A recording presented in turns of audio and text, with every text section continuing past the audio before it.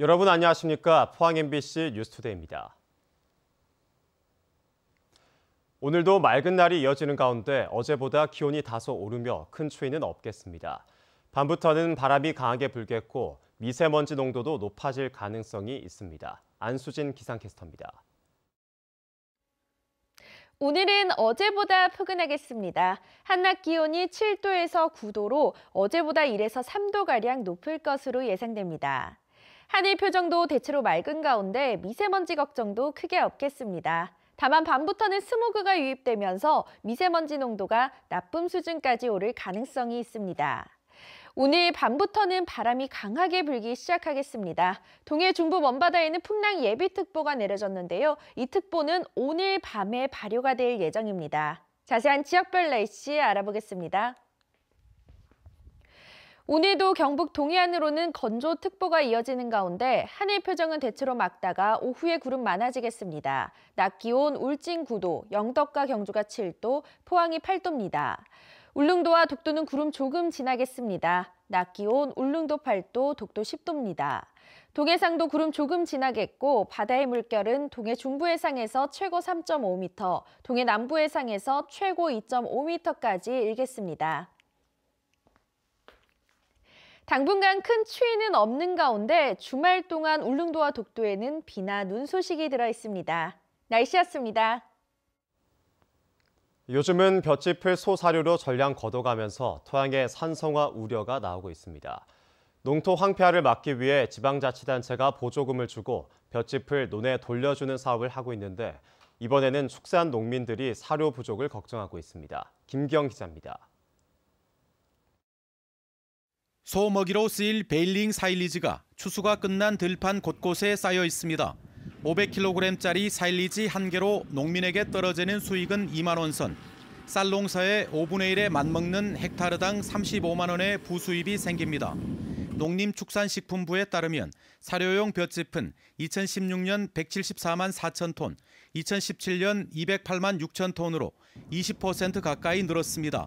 논에 벼농사만 짓고 거름으로 돌려주는 것이 없다 보니 토양 산성화를 촉진한다는 지적이 일자 경상북도가 지난해 처음으로 사업비 10억 5천만 원으로 도내 농지 3천 헥타르에 볏짚 환원 사업을 2년째 하고 있습니다. 좋은 살이 나오는 건 당연한 것이고 그다음에 그러면서 뿌리를 튼튼하게 내려가지고 도복이 아주 강해집니다. 볏짚 환원 사업에 주의할 점도 있습니다. 볏짚은 섬유질이 풍부해 잘 발효되지 않아 논에 볏짚을 많이 넣는다고 좋은 것만은 아닙니다. 토양 검증을 해서 유기물 함량이 낮을 경우에 2, 3년에 한 번씩 볏짚을 하는 사업을 하면 됩니다. 그리고 또 볏짚을 넣을 때도 잘게 썰어서 포항시의 경우 전체 논 면적의 6%에 해당하는 볏짚을 환원하는데 앞으로 사업을 늘릴 경우 반대로 축산 농민들이 사료난을 겪을 수도 있습니다. 볏짚은 한우의 사료로 사용하게 되는데 이 볏짚 문제도 사실은 우리 대한민국에서 생산되는 볏짚은 절대로 부족한 상황입니다. 그래서 연간 100만 톤 이상의 건초를 수입하고 있는 실정입니다. 우리나라의 건초 자급률은 10%에 불과합니다. 농지의 산성화도 막고 축산 농민들의 사료난도 덜기 위한 정부와 지방자치단체의 대책이 절실합니다. MBC 뉴스 김기영입니다. 동국대학교 경주병원이 개인 간병인 없이 간호사가 24시간 환자를 간호하는 간호간병 통합서비스 병동을 운영합니다. 동국대학교 경주병원은 본관 7층 71병동을 전담병원으로 지정해 정형외과와 흉부외과 등의 환자를 중심으로 병동을 운영한다고 밝혔습니다. 간호간병 통합서비스는 지난 2015년부터 시행된 제도로 경주에서는 새천년 병원이 60개 병상을 운영하고 있습니다. 경주시가 자동차 산업의 신성장 동력인 하이테크 성형가공기술센터 유치에 본격적으로 나섰습니다. 이를 위해 경북도 경북테크노파크와 체결한 용역과 협약을 바탕으로 하이테크 성형가공기술연구센터와 자동차 부품산업 거점기관 설립 추진을 비롯해 산학연 공동연구와 실증, 제품의 상용화 등에 들어갑니다. 한편 경주의 자동차 부품 관련 기업이 전체 기업 중 80%인 1,900여 개가 있지만 관련 연구기관 등 인프라가 부족한 실정입니다. 국회 과방위 김경진 의원이 고준위 방사성 폐기물에 대한 정부의 대책 마련을 촉구하는 결의안을 발의했습니다. 결의안은 사용 후 해결료의 방사성 위험으로부터 전 세대를 지킬 수 있는 안전한 대책과 연구 처분까지 전 과정에서의 안전성 확보가 필요하며 이를 위해서는 조속한 부지 선정과 저장시설 건설이 필요하다는 내용입니다. 김 의원은 올해 본격화되는 사용 후 해결료 재검토 문제 역시 난항이 우려된다며 정부가 적극적으로 나서야 한다고 주장했습니다. 올해 최저임금이 10.9% 오르면서 우리가 생활하는 아파트도 경비원 인건비를 두고 이런저런 말들이 많습니다. 최저임금이 오르면서 경비원을 줄인 곳이 있는가 하면 주민이 조금씩 부담을 하며 고용을 유지한 쪽도 있었는데 적절한 해법은 무엇인지 양관희, 윤태호 기자가 차례로 전해드립니다. 대구 수성구의 한 아파트 엘리베이터에 경비원 감축을 반대한다는 글이 빼곡히 붙었습니다.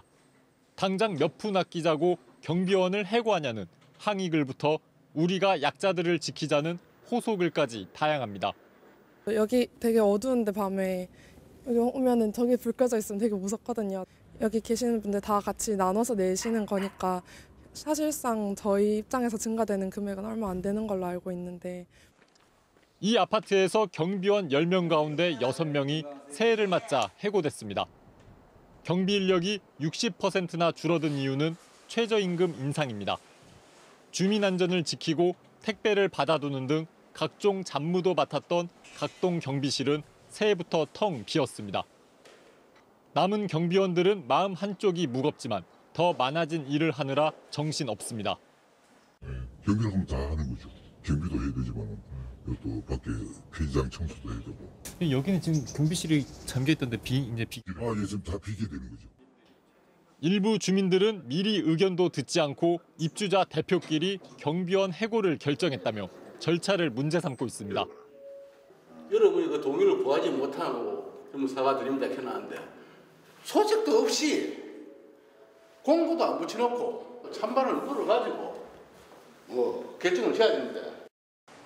주민들은 입주자 대표 해명과는 달리 최저임금이 올라도 관리비가 크게 인상되지 않는다고 주장합니다. 인상된 최저임금을 놓고 대략 따져보면 이 아파트 한 세대당 매달 2,300원을 더 부담하면 경비원 6명을 해고하지 않을 수 있습니다. 해당 아파트 입주자 대표회와 관리사무소 측은 장기 수선 충당금도 쌓아야 해 어쩔 수 없다는 입장입니다.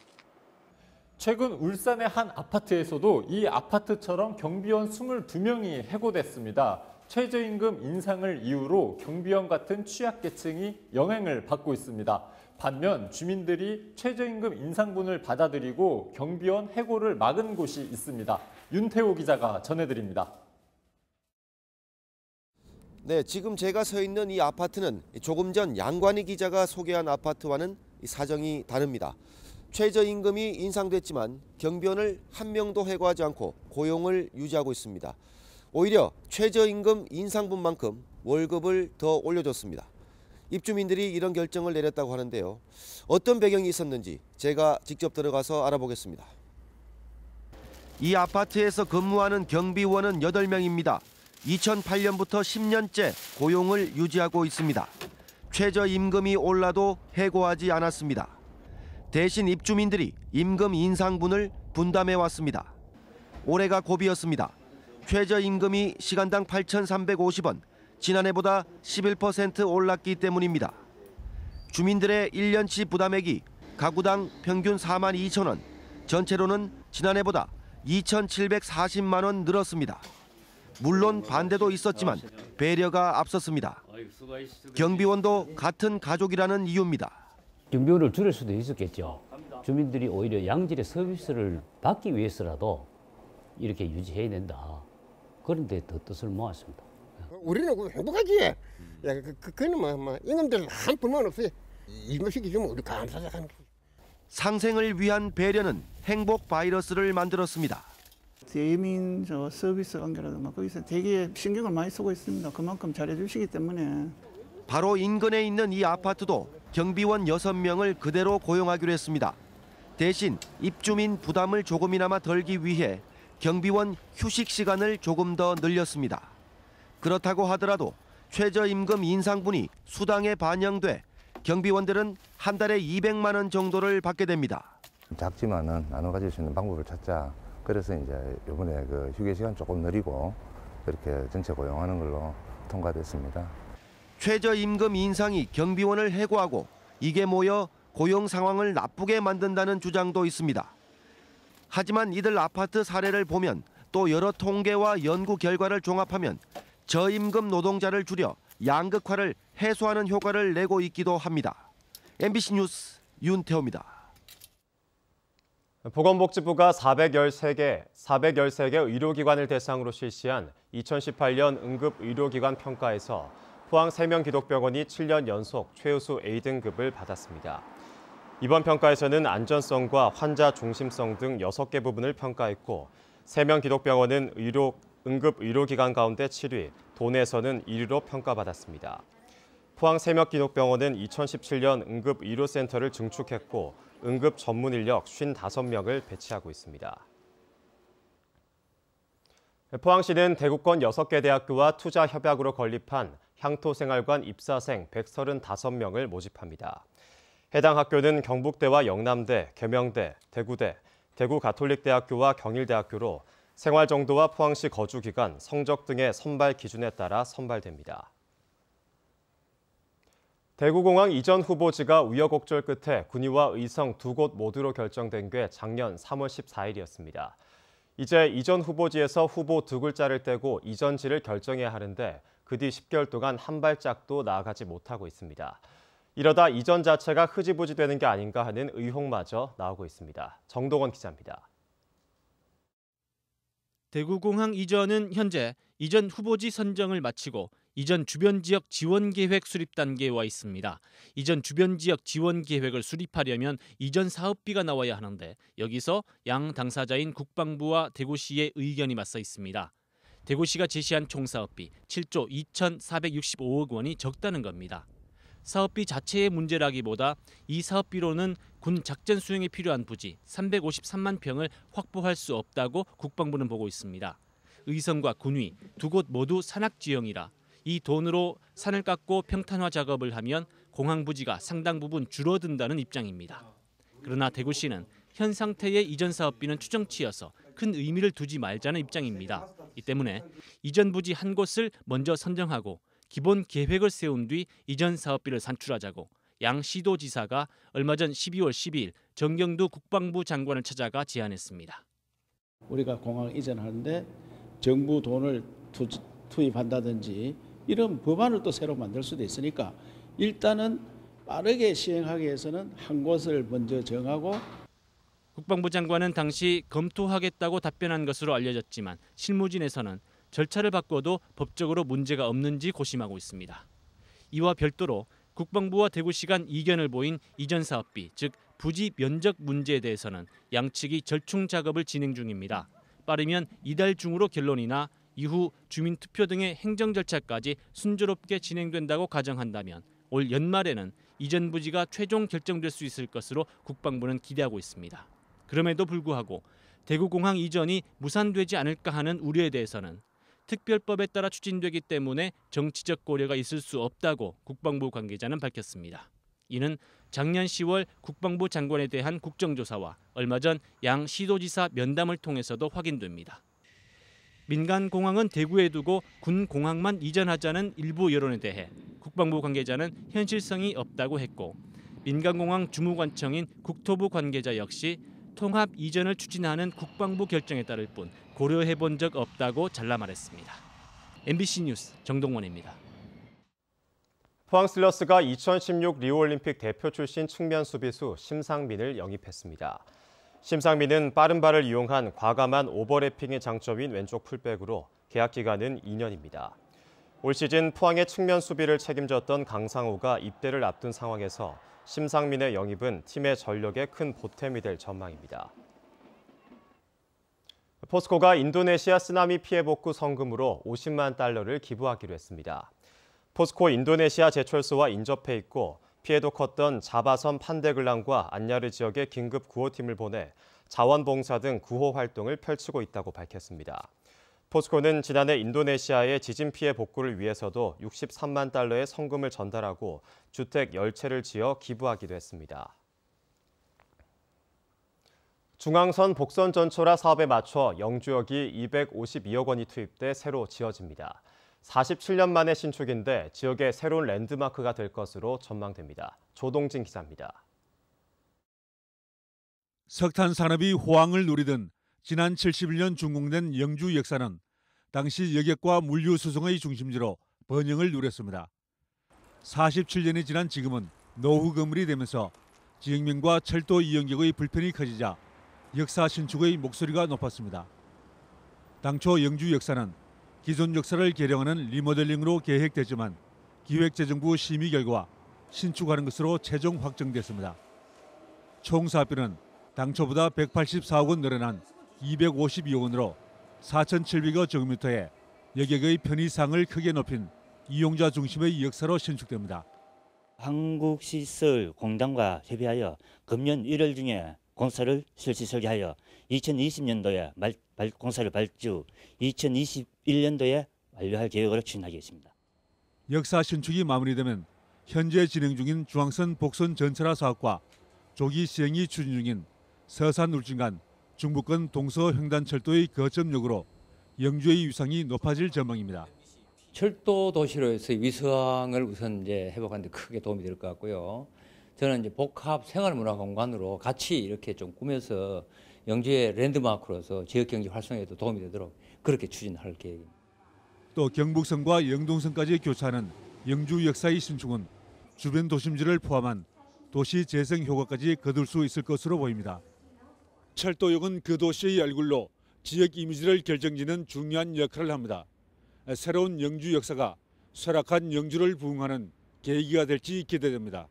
MBC 뉴스 조동진입니다. 설린대학교 인산교육재단은 이사회를 열어 총장추천위원회가 추천한 김영문 박사를 총장으로 선임했다고 밝혔습니다. 신임 김영문 총장은 설린대 교수와 대한약사회 이사, 설림복지재단 이사장 등의 이력이 있습니다. 한국은행 포함본부는 설 명절을 앞두고 자금난을 겪는 경북 동해안 지역 중소기업에 대해 설 자금 특별 대출을 실시합니다. 업체당 5억 원까지 저리의 운전 자금을 대출하며 총액은 250억 원 규모로 다음 달 1일까지 신청을 받습니다.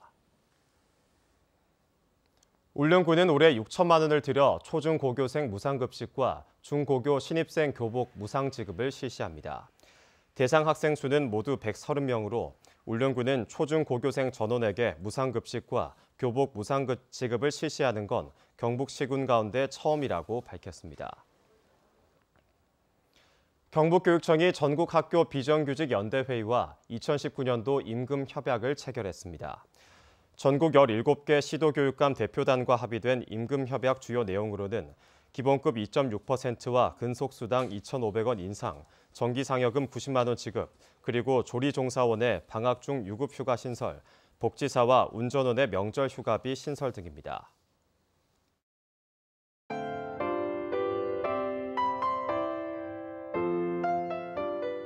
오늘은 어제보다 포근하겠습니다. 한낮 기온이 7도에서 9도로 어제보다 1에서 3도가량 높을 것으로 예상됩니다.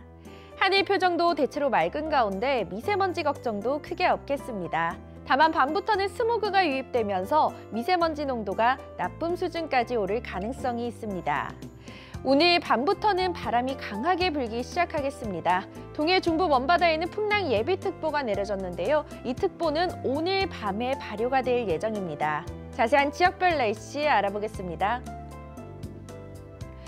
오늘도 경북 동해안으로는 건조특보가 이어지는 가운데 하늘 표정은 대체로 맑다가 오후에 구름 많아지겠습니다. 낮 기온 울진 9도, 영덕과 경주가 7도, 포항이 8도입니다. 울릉도와 독도는 구름 조금 지나겠습니다. 낮 기온 울릉도 8도, 독도 10도입니다. 동해상도 구름 조금 지나겠고 바다의 물결은 동해 중부 해상에서 최고 3.5m, 동해 남부 해상에서 최고 2.5m까지 일겠습니다. 당분간 큰 추위는 없는 가운데 주말 동안 울릉도와 독도에는 비나 눈 소식이 들어 있습니다. 날씨였습니다. 이상으로 포항 MBC 뉴스를 마치겠습니다. 여러분 고맙습니다.